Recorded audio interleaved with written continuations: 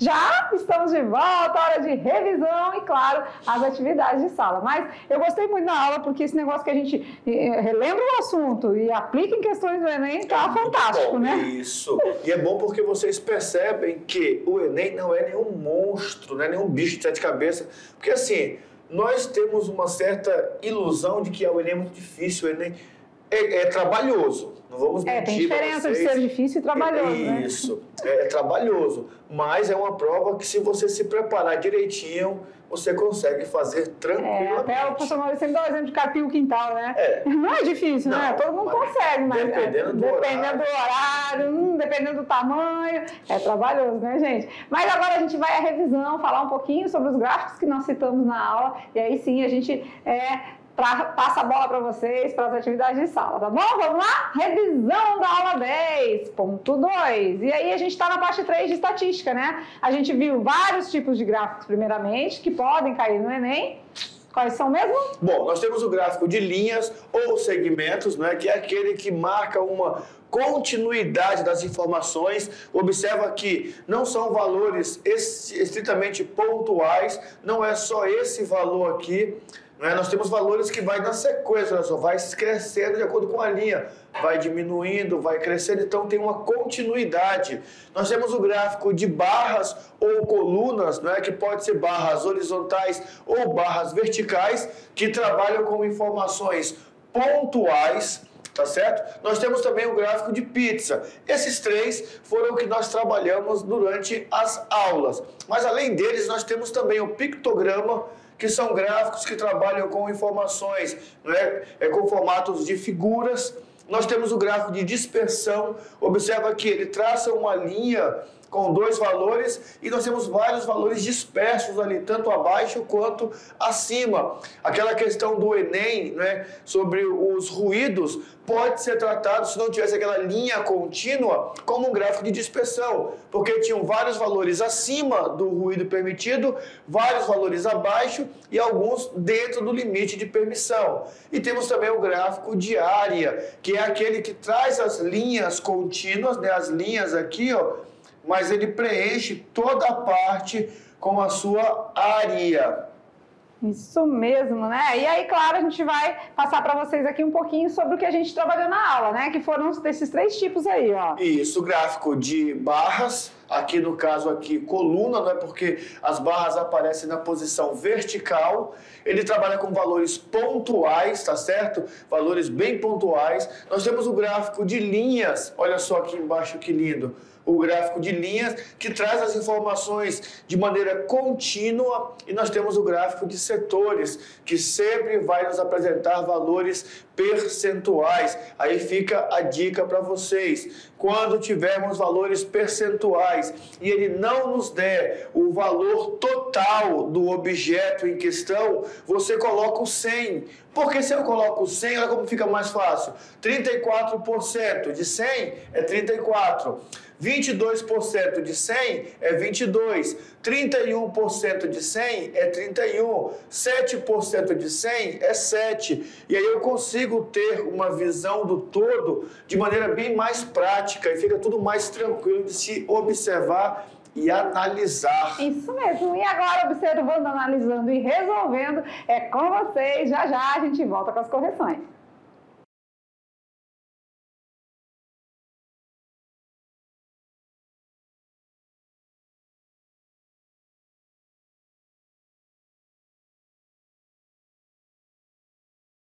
Top de linha, estamos de volta no gráfico de linhas, no gráfico de setores, gráfico de barras, a gente desenrola, né? E aí, acharam fácil? Tranquilo? Tranquilo? Então vamos lá, as resoluções, olha lá. Então, hora de tirar as dúvidas. Questão de número 1. De acordo com um relatório recente da Agência Internacional de Energia, AIE, o mercado de veículos elétricos atingiu um novo marco em 2016, quando foram vendidos mais de 750 mil automóveis da categoria.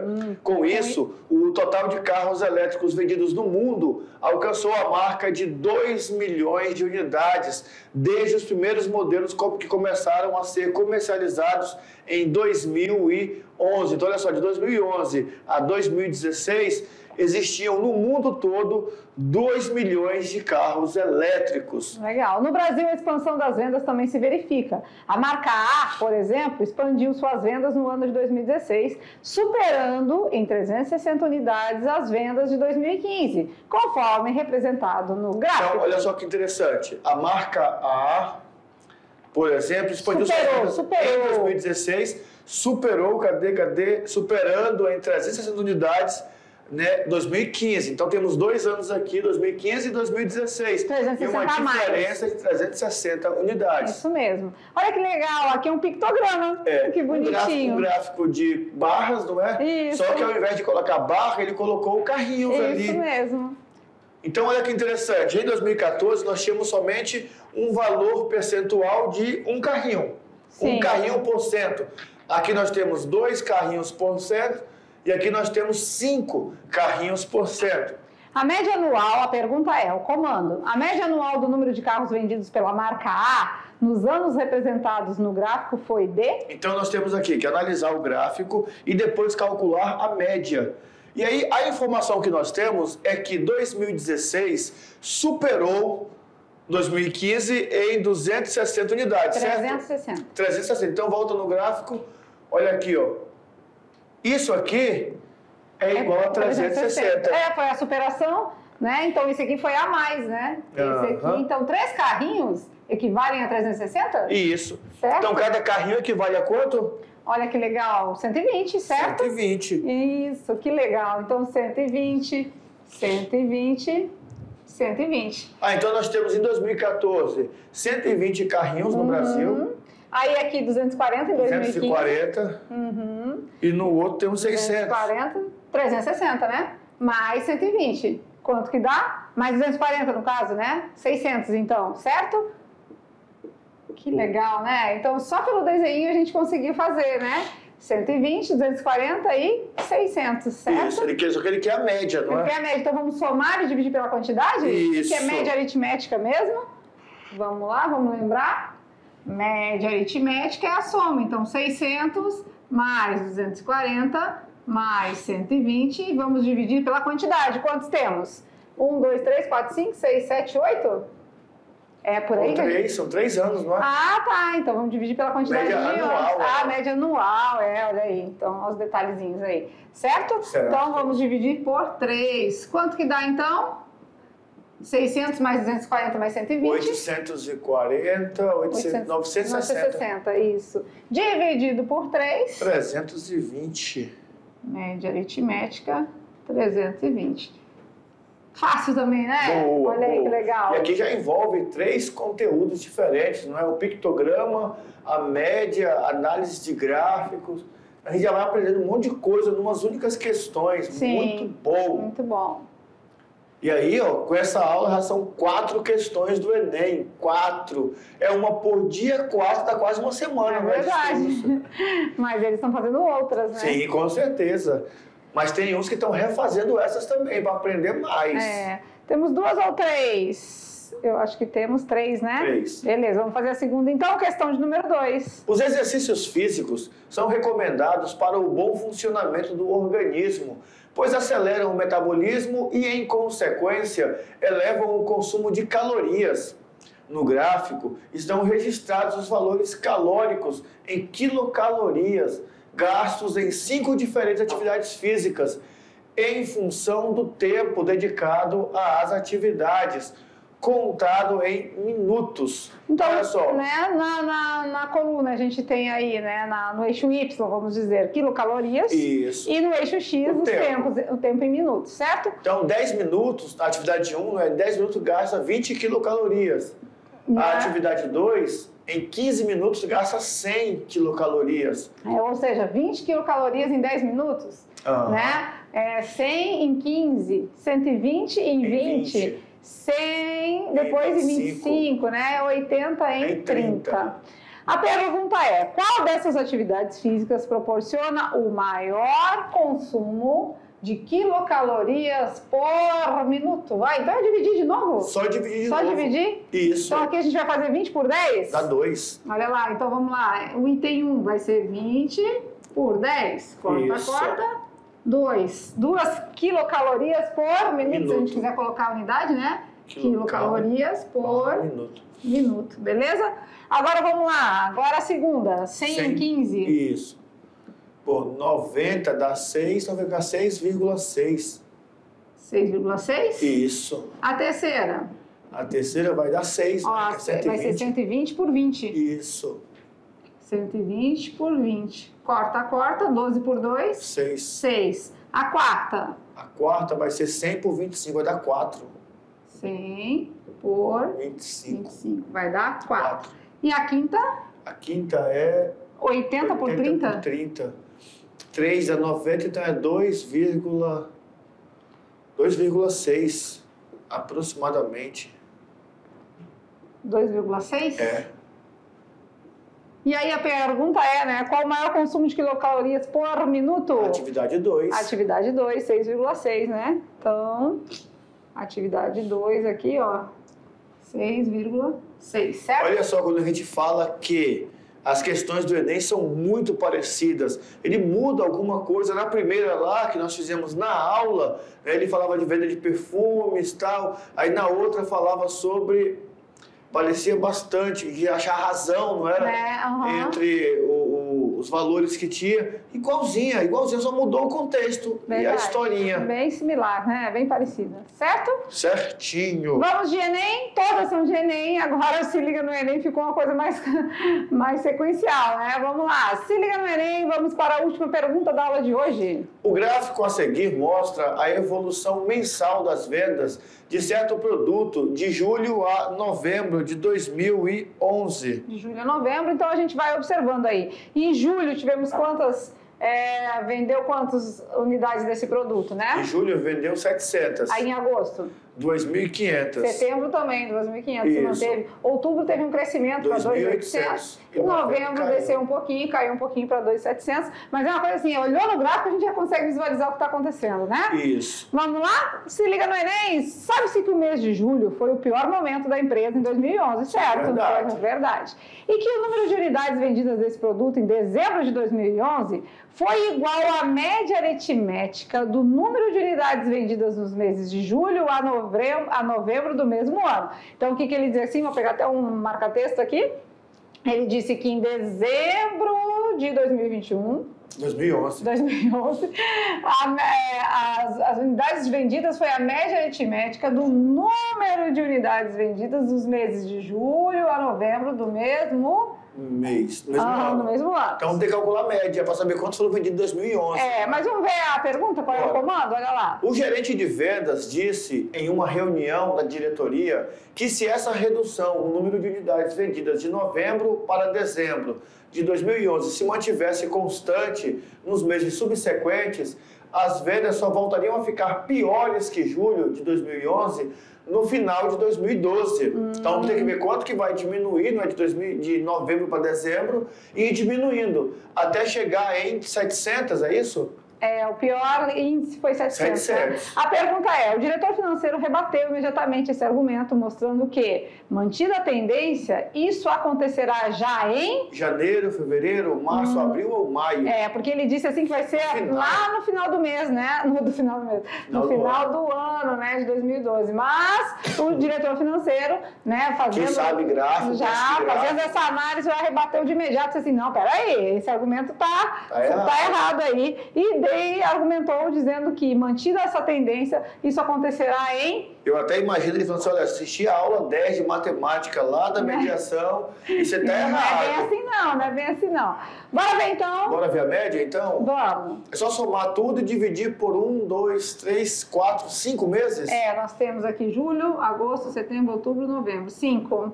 Vamos somar tudo e fazer a média? Era bom canetinha, né? Era bom uma paginazinha. Fazer aqui do lado, a gente soma tudo aqui do lado. Isso, então a gente vai somar 700 com 2.500, 2.700, 2.800. 2.700 com 2.800. Lembrando que temos duas vezes 2.500, tá? Isso, então vai dar 5.000. E aqui, isso, 5.000. E 2.700 com 2.800 dá 5.500. Média aritmética. Então já dá 10.500. 10.500 com 700 dá 11.200. 11.200, já é a soma de tudo, né? Isso. Dividido por 5, certo? Certinho. Essa é a nossa média. 11.200 dividido por 5, terminado em 0, é múltiplo, né? Então vai dar um número exato. Então vamos lá. 2.240. 2.240. Beleza. Então, esse valor aqui da média é o que ele está dizendo ali, ó, que, né, o número de unidades vendidas desse produto em dezembro foi igual à média aritmética do número de unidades vendidas nos meses de julho e novembro do mesmo ano. Então, em dezembro, aqui, ó, teve uma venda de 2.240. aqui, né? Então, vamos aqui já é dezembro, certo? Isso. 2.240 já é menos aqui, né? Bem abaixo dali. Isso. Então, dá uma quedinha aqui, ó. Beleza. Caiu quanto? Vamos ver. Então era 2.800, caiu para 2.200 Não, era 2.700. Ah, é 2.700. 2.790. Então, 2.700 menos, né?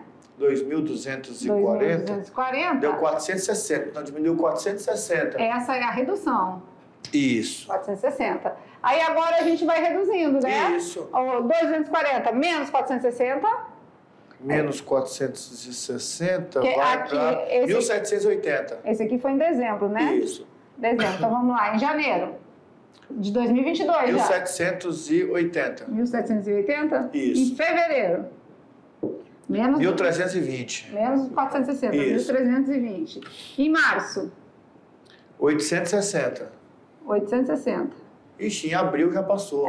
Então a gente já sabe que em abril já vai reduzir mais ainda. Então, na verdade, mantida essa tendência, já em abril vai acontecer de ficar em abril menos... vai para 400. Isso. Vocês viram que a média, na verdade, foi o valor de dezembro, Isso. certo? Aí a gente subtraiu do valor de novembro para a gente ver qual que é a redução, porque a redução é que é mantida, né? Mantida a tendência, beleza? Então, em abril já ficou menor que 700. Legal, né? Essa aí também é boa. Então, 3 questões muito práticas, com mais 3 da aula. 6 questões do Enem muito boas. Só nessa aula? Para vocês relembrarem. Só nessa aula. E nem era uma aula do Enem. Então, terceiro ano é assim, ó.